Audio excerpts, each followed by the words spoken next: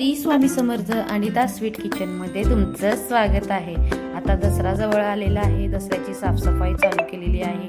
मी पण माझ्या घरामधली सगळी दसऱ्याची साफसफाई चालू केलेली आहे। सगळीकडे आपण नवरात्रीच्या आधी दसऱ्याची साफसफाई करून घेतो आणि घरातले सगळे भांडे, धुणं, कपडे पूर्ण सगळे स्वच्छ, लादे, काना कोपरा सगळा स्वच्छ करून घेतो, कारण देवीचं आगमन होणार आहे।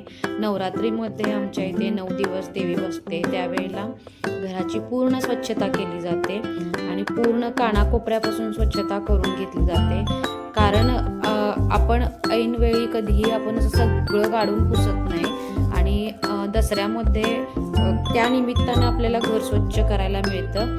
अगदी टापटीपपणानं आपलं घर स्वच्छ करून ठेवतो। मी तुम्हाला दाखवते की मी कशा प्रकारे माझं घर स्वच्छ केलं होतं। आणि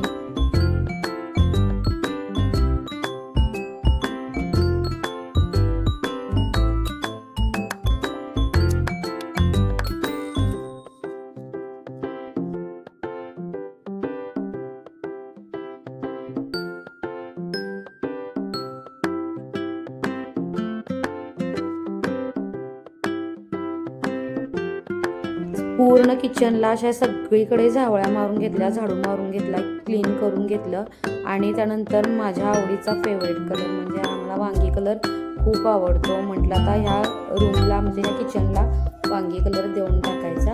त्यानंतर मी ट्राय करून बघत होते की कलर कसा दिसतो, तर एकदम लाईटली हा एवढा डार्क दिसत नव्हता। पहिल्यांदा मी एकदम रोलरच्या सहाय्याने असं एक फेर घेतला मारून, त्यानंतर त्याला सुकू दिलं आणि नंतर आणखी एकदा त्याला कलर दिला। आणि कलर द्यायला मला खूप आवडतो, याला काय एक्स्ट्राचं असं नॉलेज लागत नाही की कलर द्यायला काही अवघड नसतं। म्हटलं काय हरकत आहे, मी लहानपणापासून कलर देत आलेले आहे, मला आवडतं म्हणून मी कलर दिला आणि मला यात खूप आनंद वाटतो। घर सजवायला मला खूप आवडतं, लहानपणापासून ती माझी एक आवडच आहे असं मी समजते। मला यात खूप आनंद होतो स्वच्छता करण्यात आणि टापटीपपणा ठेवण्यात। म्हटलं आता चला तुम्हाला दाखवतेच मी कसं घर क्लीन करते।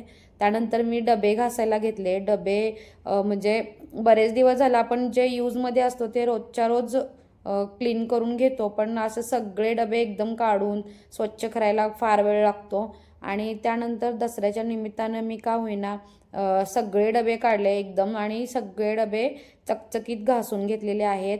आणि त्यानंतर ॲल्युमिनियमचे डबे आहेत ना, ते मी लाईफबॉय साबणाने स्वच्छ करून घेतलेत। बघा मी एकदम हलक्या हाताने डबा कसा क्लीन करून घेतलेला आहे आणि खरंच सांगते एकदम चकचकीत निघतात हे डबे। हा 30-40 वर्षापूर्वीचा डबा आहे, हा माझ्या सासूबाईंनी मला दिला होता आणि त्याने मला सांगितलं की हा पूर्वीचे डबे आहेत, ते कसे राहतात चकचकीत आहे असे होतात हे ह्या साबणाने डबे।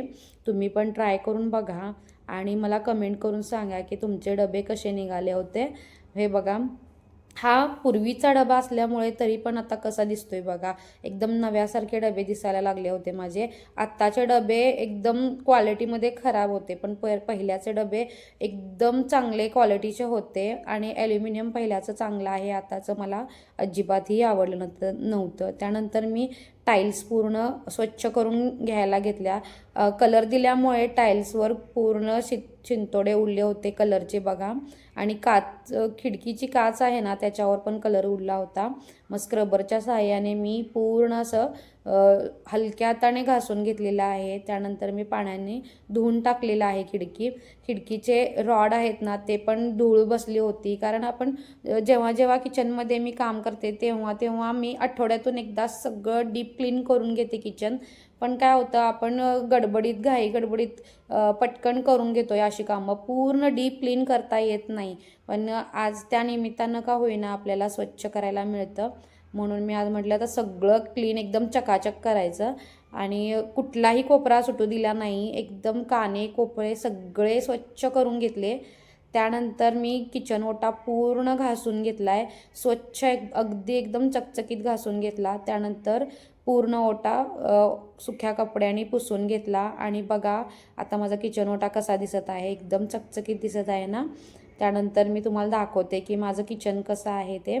हे बघा असं मी चकचकीत करून घेतले, टाईल्स पूर्ण, खिडकी एकदम चमकत होती आणि सिंक पण मी स्वच्छ करून घेतलं.